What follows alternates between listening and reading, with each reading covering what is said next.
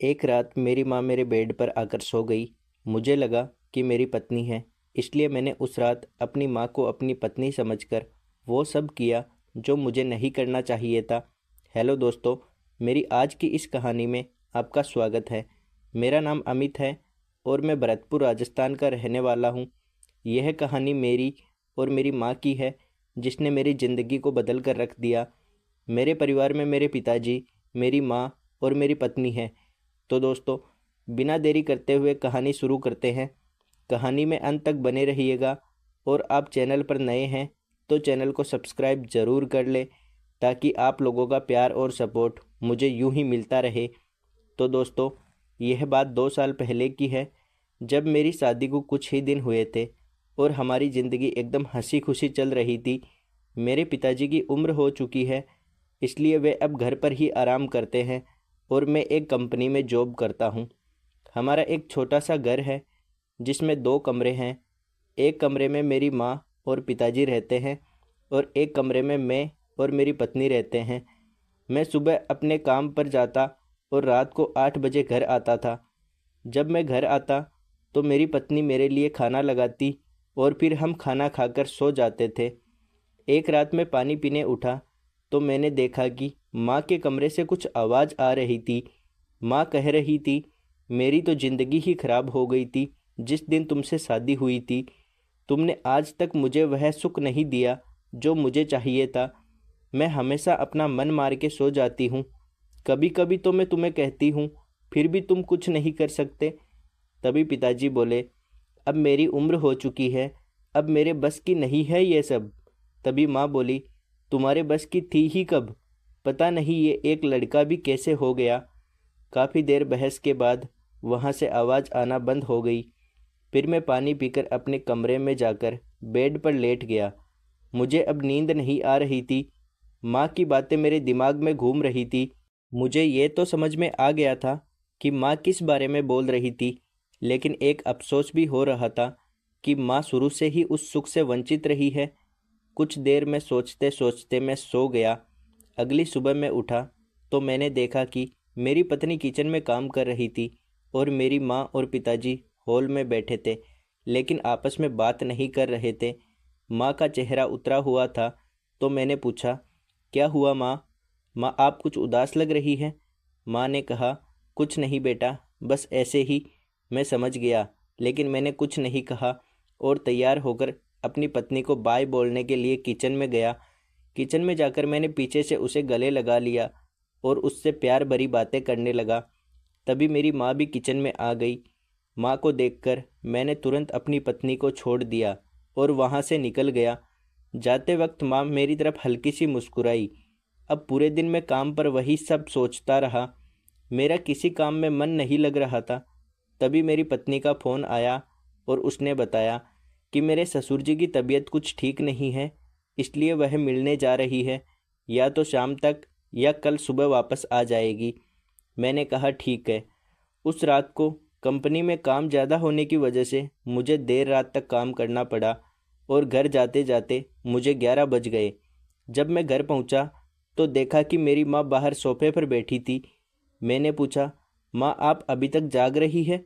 तो माँ ने कहा, हाँ बेटा, तेरा ही इंतज़ार कर रही थी। मैंने कहा, माँ मैंने बताया तो था मैं लेट आऊँगा, आप लोग सो जाना। माँ ने कहा, मुझे नींद नहीं आ रही थी बेटा, इसीलिए सोचा तेरे आने तक यहीं बैठ जाती हूँ। फिर माँ ने मेरे लिए खाना लगाया और खाना खाने के बाद मैं अपने कमरे में चला गया। कमरे में जाते ही मेरी माँ मेरे लिए दूध लेकर आई, जैसे रोज़ मेरी पत्नी मुझे लाकर देती थी। मैंने कहा, माँ आपने क्यों तकलीफ़ की? माँ मेरे पास बैठ गई और बोली, इसमें तकलीफ़ की क्या बात है बेटा, रोज़ तेरी पत्नी भी तो पिलाती है, आज मैं पिला देती हूँ। माँ की यह बात सुनकर मैंने उनकी ओर देखा तो मुझे उनकी आंखों में एक अलग ही भाव नज़र आ रहा था, जैसे वह मुझसे किसी अजीब से सुख की तलाश में हो। फिर माँ ने कहा, जल्दी से दूध पियो बेटा। फिर मैंने दूध पी लिया। दूध पीते ही 5 मिनट बाद मुझे बहुत तेज़ नींद आने लगी और मैं वहीं पर सो गया। रात को मुझे नींद में कुछ महसूस हो रहा था, लेकिन गहरी नींद में होने के कारण मैंने सोचा कि शायद मेरी पत्नी का हाथ होगा और फिर मैं सो गया। सुबह के 4 बजे अचानक मैं बाथरूम करने के लिए उठा। जब मैंने लाइट जलाई तो देखा मेरी माँ मेरे पास सो रही थी। यह देखकर मैं चौंक गया और सोचने लगा, तो क्या वह हाथ माँ का था? अब मेरा मन बेचैन हो उठा और मुझे नींद नहीं आ रही थी। मैं सोच में पड़ गया कि आखिर माँ मेरे साथ ऐसा कैसे कर सकती है। कुछ देर में सुबह के 5 बज चुके थे। तभी माँ चुपचाप उठी और मेरे कमरे से बाहर चली गई। अब मेरे मन में कई तरह के ख्याल आने लगे और मेरी आंख लग गई।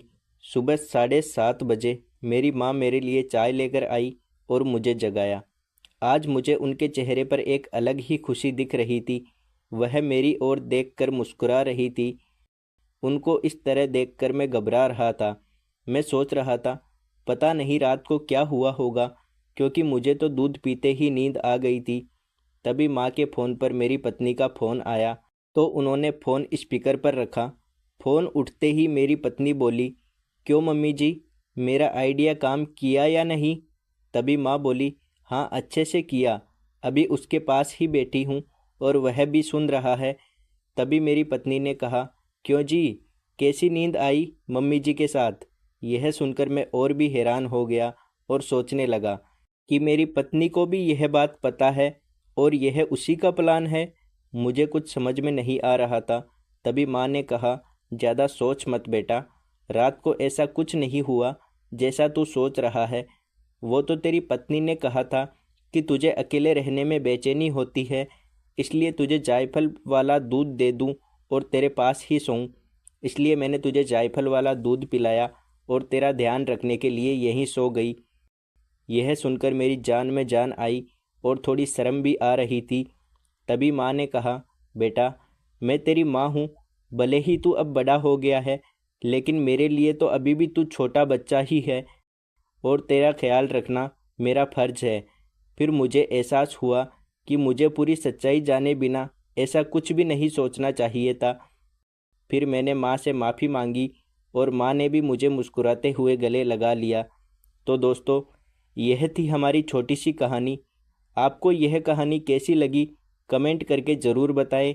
अगर कहानी पसंद आई हो तो इसे लाइक करें और अपने दोस्तों के साथ शेयर करें। आगे भी ऐसी ही रोमांचक कहानियों के लिए हमारे चैनल को सब्सक्राइब करें और बेल आइकन दबाना ना भूलें, ताकि आप हमारी कोई भी कहानी मिस ना करें। धन्यवाद।